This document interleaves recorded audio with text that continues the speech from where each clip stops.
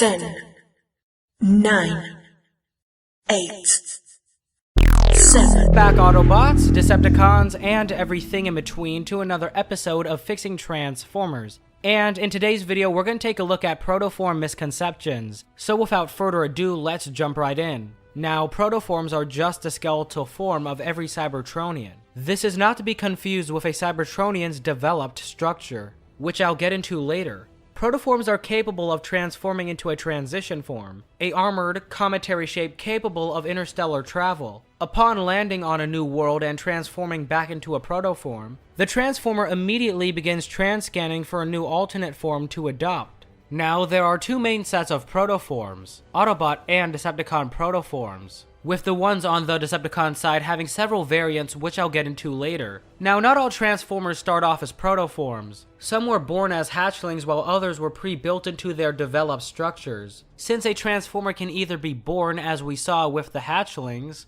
or built as Lockdown suggested. So let's start off with being born. We know Transformers can be born for 4 reasons. Those being Optimus telling us that the Allspark created the Cybertronian race, only that it holds the power to create worlds and fill them with life.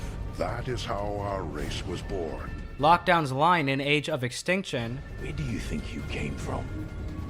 You think you were born? No, you were built. Hound and Jetfire both saying that they had parents. Any longer, let us snag their location.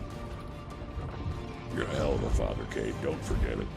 Though my dad never called me. I have issues of my own, and it started with my mother. My ancestors have been here for centuries. My father, while he was a wheel, the first wheel. Do you know what he transformed into? Nothing! And the hatchlings in Revenge of the Fallen. Now, hatchlings are basically baby Cybertronians, and the eggs they're encased in is an artificial womb, called a energon womb, that gives the hatchlings regular doses of energon to survive. This can all be backed up by TF Wiki's statement here. With that in mind, part of the Cybertronian race was born by the Allspark, alongside a legitimate and artificial method of reproduction. This artificial way likely came into existence during the war used by both factions, since homegrown soldiers would be more efficient than breeding. Unlike breeding, however, Cybertronians born the artificial way would not gain a developed structure until they would scan a vehicle. A developed structure, or DS, is the final development stage after protoform. It's basically the final look a Transformer will have until they scan a new vehicle. This stage grants the Transformer a Cybertronian alt mode. For example, when Sentinel Prime was revived, we clearly see him have Cybertronian tires on his legs and upper body, with a windshield on his chest. 2007 Megatron also was in his DS stage, with him having a Cybertronian vehicle mode. Soundwave in Revenge of the Fallen as well, with his Cybertronian satellite form, along with Shockwave since we clearly see his purple hue and unique body structure. Though we did not see what he turns into, according to Studio Series, it's a Cybertronian tank. Now you may be wondering, what evidence do I have to claim that protoforms born by the Energon womb did not develop a developed structure?